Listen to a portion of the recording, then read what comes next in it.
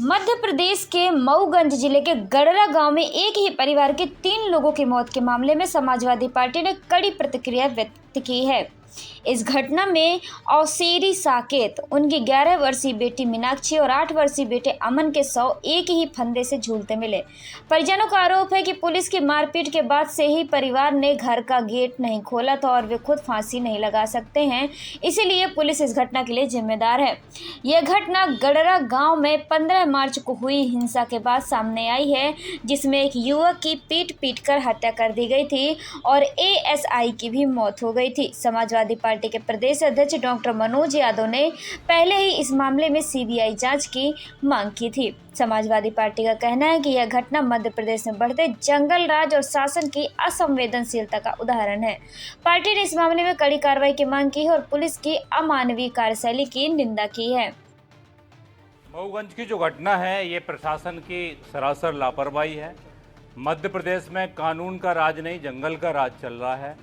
यदि आप देखेंगे तो मऊगंज की जो घटना पिछले जो पुलिस वालों पे हमला हुआ था 15 मार्च को जो हमला हुआ था, उससे पूरा लिंक है इस घटना का।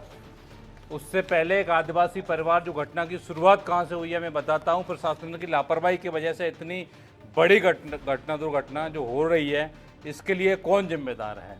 वहाँ के डिप्टी सीएम राजेंद्र शुक्ला जी का संरक्षण है एक पक्ष के लिए, दूसरा पक्ष जिससे परेशान हो रहा है उसकी वजह से ये घटनाएं हो रही हैं। जो घटना की शुरुआत हुई कि एक आदिवासी परिवार जो था, आदिवासी परिवार के एक व्यक्ति को मार दिया जाता है पीट कर, उसको एक्सीडेंट दिखाया जाता है। वो परिवार कंप्लेंट करता है, उसकी कंप्लेंट सुनी नहीं जाती है। पुलिस उल्टा आदिवासी परिवार को प्रताड़ित करती है।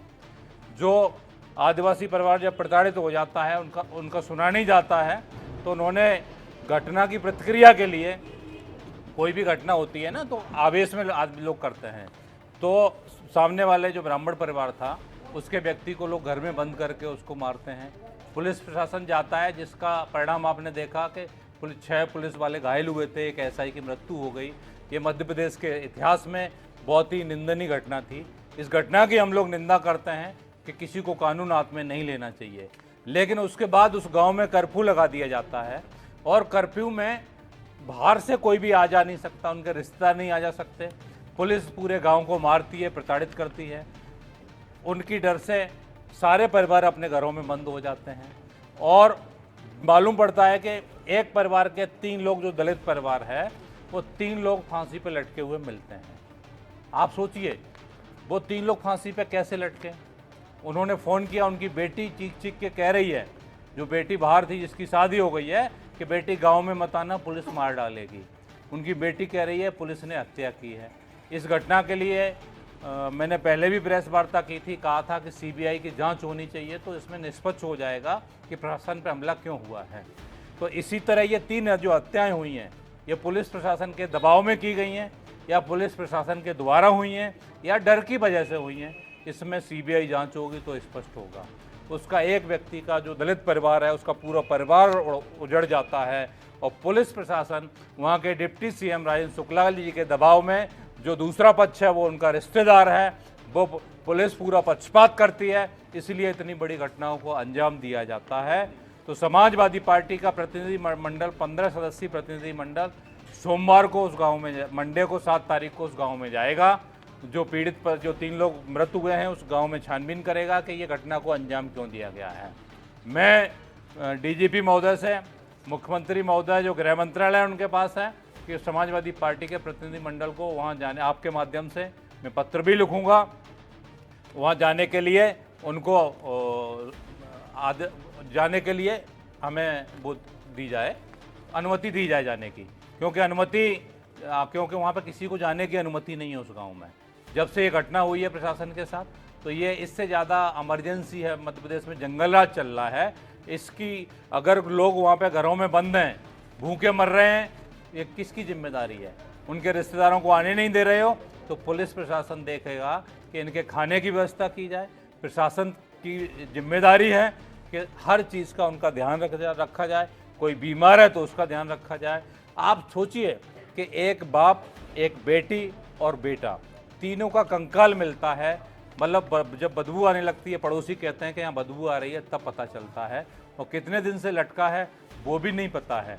वहाँ के जो प्रशासनिक अधिकारी हैं, आईजी का बयान आया है कि साहब ऐसा लग रहा है कि परिवार ने आत्महत्या की है।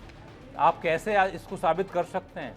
जब तक कोई जांच नहीं हुई, आप प्रशासन की नाकामी को छिपाने के लिए आप परिवार को आत्महत्या बता रहे हैं।